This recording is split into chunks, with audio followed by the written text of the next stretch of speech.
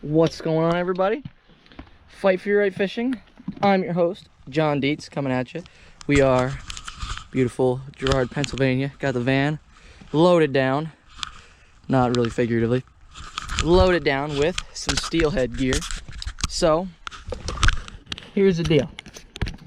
We are on an undisclosed creek because it would be fair to put that much pressure on this small little creek, but if you know, you know. So we finally got some stable weather, right? It has actually got good flows for once. They're not blown out like how it normally has been. So we're gonna go down, put some big dumb jigs in these fish's face, and hopefully we'll get some sick video of them eating it. What are we going for? Probably already mentioned it. I can't remember if I did or not. We're gonna catch some giant steelhead. It is February, so it's about, say, the middle of the season, maybe toward the second half of the season, you know. But there's definitely plenty of fish. We are on a very small, tight creek, so it's gonna be action-packed of me trying to run around a bunch of garbage, bunch of brush, but we're gonna put some big fish in a net. So as soon as I get all geared up, like I'm stacking a sardine can here, and then we're gonna go down, do a little walking. We have the new Cortland. Which one's this one? This is my 10.5 4. We're gonna take this girl down. We're gonna put her to work. You might say, John, why are you using a 10.5 4? I thought you said it's a small creek. It is, and that rod will quite literally go all the way across the creek and then some. But you'll see once I get down there that having a longer rod is more advantageous, because then I don't have to do a whole lot of casting. I can just do a whole lot of dropping, which means I catch more fish and I have more control over my fly at those distances. But that being said, it is going to be quite interesting when you hook them. But you can't catch them if you don't hook them. So that's the game plan. I'll do a little rundown on the flies we're using once I get down there. But first I gotta get all geared up. And then we're gonna go, hopefully, put on one, pardon my French, hell of a show. So stay tuned and we'll be right back. All right, so we got everything rigged up. This is what we're gonna be throwing. It's a big old jig made with some crystal flash. I'll get everything linked down in the video description like I usually do. That is on a 16th ounce Kitech tungsten jig, because it's smaller and it'll sink down faster and it'll just have a overall thinner presentation. But as you can see, that jig's pretty big compared to my finger. So not really many people throw jigs, so kind of works. We got some Cortland nymphing line rigged up on here on the Sakuma reel. Had it for like ever. So we have that to a Maxima leader. As you can see, the leader starts about, I don't know, like 25 inches up the rod and goes an entire 20 something feet, 21 feet maybe. That is because the longer the leader, the less messing around I got to do with line control, especially on a small stream like this. So we're gonna start walking through the woods and get down to the creek. You'll see how small the creek is. It's pretty fantastic. But we're gonna see what we can do here. So the key out of this, what we're gonna try to do, is we're gonna try to get up into these brush piles where these fish hold up, because since the creek's so small with people walking all over it all the time, those fish get pushed into those brush piles to get away from the people. And since nobody can get into the brush piles, since most people can't get into the brush piles, the fish are relatively safe and relatively untouched. So even on like a pressured body of water, it makes it relatively easy to find quality fish. You can see we're just gonna take a little detour down through the woods here. This kind of beats the scenery in most other creeks, but we're gonna go get set up on a hole, and we're gonna cover a lot of water though. So like most people, when they steelhead fish, they get to a hole and they just kind of camp up, but that doesn't really make much sense, because like if a fish doesn't hit in your first couple drifts, you can only put so many flies in front of it, or bait, whatever it is, and so many different presentations before they're just not gonna eat. And especially on a small creek like this, like you got a lot better chance sticking to a game plan and covering a lot of water, because A, you're liable to run into less pressured fish. And B, you're just liable to run into more fish. So the more fish you run into, the better your odds of catching fish. So we're gonna just cover some water and catch some fish. Let's do it. When you get a big slow hole like this, what I like to do for this is, because it'd be kind of a pain to try to cover it all, what I'll do is just cast it all the way down and then just hold my rod tip low and just twitch that jig the whole way back. Because that jig will be right down in those fish's faces. Oh, I think that was a fish right there. So I'll cast it all the way down, let it sink all the way to the bottom, and just twitch it the whole way back.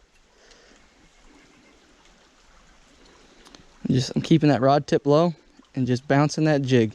And you'll feel them eat it. They eat it pretty hard. Like that one. Normally they just load right up on it.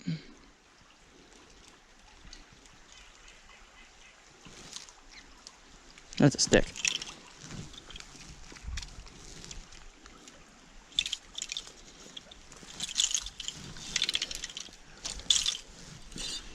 So that fluorocarbon leader, that long fluorocarbon leader I have, also makes it really easy to just cast that whole way down that hole. There's one right there.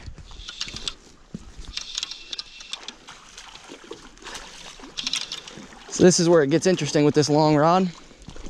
But you can see I can just muscle them right around. So like, look at the flex on that rod. It's pretty nuts. So I'll just get them on the reel. But now I have this whole rod to fight him with, and I can control him. I have 4-pound test on there. I have a 4-pound leader, because that way it allows my fly to sink. So we'll just go down here, scoop him right up in the net, and there we go. We're on the board. We'll take him right down here to this little gravel point where we can play with him. Not a big one. We'll definitely get bigger on the day.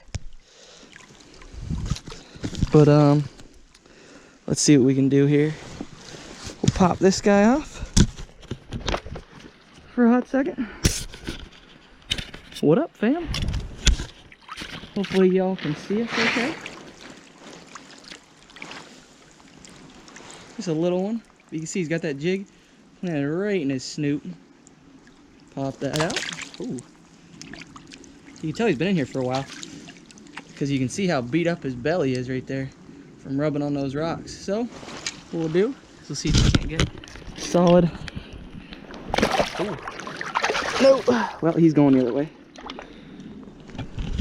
But that's how we do it right there. Hopefully that video turned out cool. But yeah.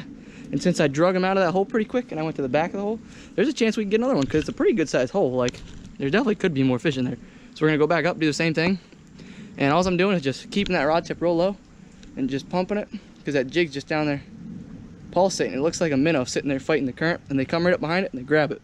And I kind of like it better when I can't see it, because when I can't see it, I just go by feel. By the time I feel them, I already got them, and that's why they use this long, soft action rod, because I can't set the hook too fast for the most part, especially if I can't see them. So I just load up on it, almost like fishing a crankbait or something like that. But we'll go see if we can't throw back in there and get another one. So we're back up at that hole. Just gonna put that fly right out there, drop it in the very back of the hole like that, get right down the front. I'm gonna use this long rod to just hold it out in the middle of that current. You can see I'm just popping that fly. And those fish will just come up behind it and suck it in.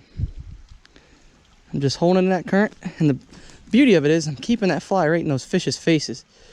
So that way it just sits there tempting them the whole time. Oh, I got a leaf. I got some salad. Okay, we'll throw it right to the back of the hole. I'm getting right down, you can see I'm reaching that rod almost all the way across. With a smaller rod, you wouldn't be able to do that. With this 10.5 foot 4-weight, I have enough muscle and enough length that I can just control that fly, control the depth, and control the distance out it is, so I can fish the whole hole better.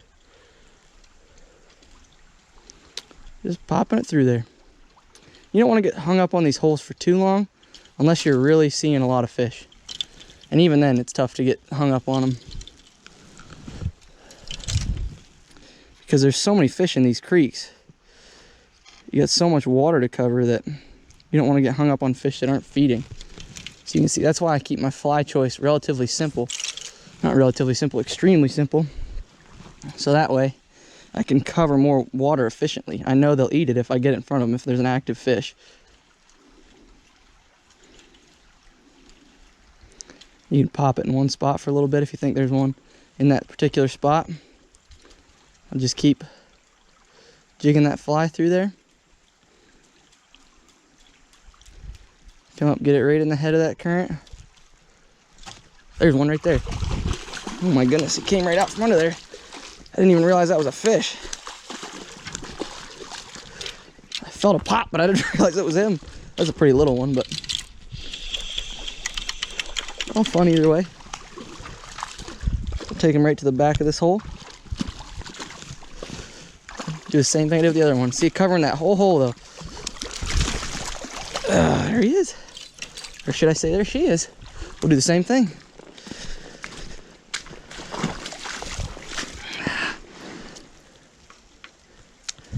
Nice rainbow. Take this little deal off again. Got some great colors on it. Probably 20-inch, roughly. Set you up. Set you up, hopefully right there. Oh, fly already popped out. Probably 18, maybe 18. Nice fish though. Maybe we'll get an actual release with this one. Just right back she goes. So there's another one, and what I'm doing is I'm starting at the back of the hole and fishing my way forward, because if I hook one in the front of the hole first, what's gonna happen is he's gonna spook the rest of them. So if I start with casting all the way to the back of the hole, if I hook one, I can quickly change my rod angle from forward to backward and then work them out of the hole to try not to spook it. So if I'd have caught that fish in the front first, I might have spooked that other fish in the back of the hole. So that's why I did what I did. But you can see just covering the whole hole with that jig, really making sure I just put it right in there, because the more you pulsate, they can feel it in their lateral line, they can feel it and they can see it. And nobody else really does that. They're trying to drift everything with the current. And I'm making it look more unnatural but natural by jigging that streamer all over the place. We'll get you a better look at it here. You see it gets all mangled up, but it's just silver on the bottom and an emerald color on the top with that real big hook. So that way I don't have to worry about trying to hold those fish and keep them pinned around all this brush. As soon as I hook them, I'm not really worried about it. If I hook them and they don't come off initially, I'm landing almost always. So that's why I use that bigger hook. And that way, even if they do get under a log or something like that, I can feed them line, get up, put my rod underneath that or something if I were to hook a giant, you know. But yeah, hopefully we can catch a couple more. Stay tuned. All right, bad camera, but we got another good one. He swatted at it, so he may be hooked under the fin, but I dropped it right under that log, and as soon as it hit the bottom, one was on it. And I see other ones cruising around. So yeah, he's hooked funny, but he's a good fish. And you can see I'm really loading this rod up. I don't know how well you can see it. Maybe I'll put it against that snow. But you can see that sucker is cranked over. But another good male. Oh yeah, big male. We'll get a measurement on him once we get him up. Looks like he got it in the fin. So what happened was he probably swatted at it when it was sinking, and I just felt him hit the line. But it's not a big deal. We're gonna release them all anyway.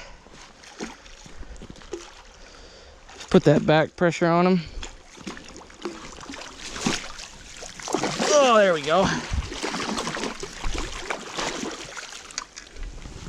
Nice fish though. Yeah, see, you got it right in the fin. I'm guessing he's gonna go 23 inches. We'll get the tape out. We'll review the tape. So we'll just hold them in the water right there. That's why I use this bigger net, because I can just kind of set them in there. Take U's off. Hi. Get the tape out. Super proud of this tape. Forgot my other one. This is what we're gonna have to work with. So I'm not saying it's gonna be a super great measurement, but he's gonna go, yeah, 24 inch. Hey bro, chill. So what we'll do is I'll hold this in my teeth. Hopefully you can see all right.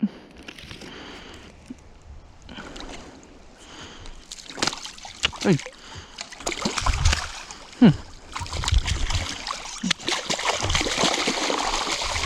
Dude had no chill. But 24 inch, nice fish though. So he's right in that hole. I saw a couple of them swimming around, so we're gonna hopefully get back up in there. Gander Mountain, thank you for this lovely tape measure. I don't know what I'd do without it. So what we'll do is, just to give myself a rough estimate, is we'll just measure it on the rod. So from the butt section, right there, to that first guide, 25 inch, it is 31.5 to the first ferrule, and then we won't worry about that. We'll measure them if they're that big. 26 inch to the top. Okay, so that's a good measurement tool. Yeah, we'll do that. Hopefully that works out. All right, so we'll do like a little angler tip talk deal.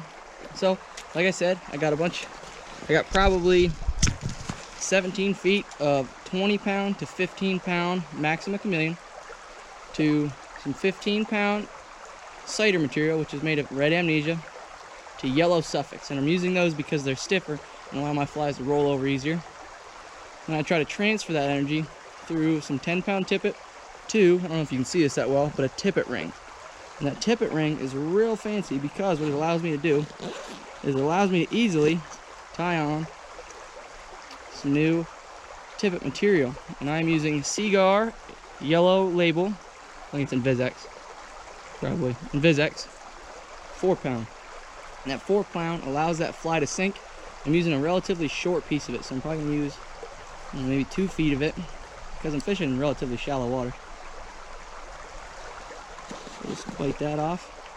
But now I don't have to worry about my connection knot because it's just gonna be like tying a fly on.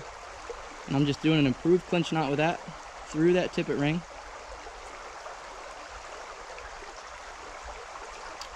It just makes it much easier because then my leader stays the same length relatively the whole time other than my tippet material. I'm just going to do a clinch knot on this one now. Wet it, cinch it down.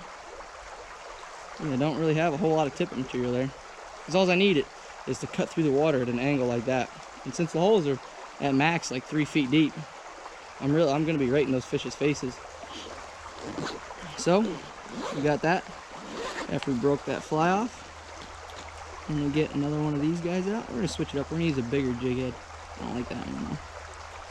When the water's dirtier, I want a thicker jig. So you can see there's a lot of material there because the fish are going to be in shallower water and I want to push a lot of water. So I really load that jig up.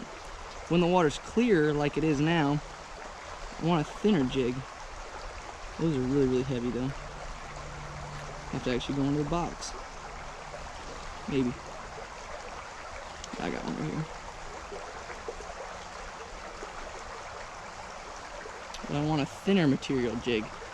So that way it's not going to push as much water and it's going to sink down because those fish are going to be holding in deeper water. So that way I can get right in front of their faces the whole time. And again, I'm just going to do a regular clinch knot on it. About 7 to 8 turns back through the hole. Wet it. There you go. Pretty simple. These are super easy to tie. You can get this material literally like any fly shop. Like I said, I'll link it down in the bio.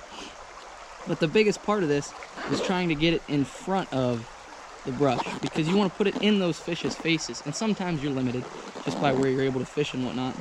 But by putting it in those fish's faces and holding it there, you're creating a presentation that almost nobody else does, especially when you pulsate it instead of just holding it there. So it doesn't really do you much good to put it behind the fish because sometimes they'll feel it and sometimes they'll turn around if there's a lot of fish there and there's like a competition factor. With these single fish, you really just, they're all the way up in here to feed and to spawn, mainly to spawn. But they got to feed. They're not like a salmon in the aspect that they don't eat when they get up in the rivers. They're not worried about it. They're worried about spawning.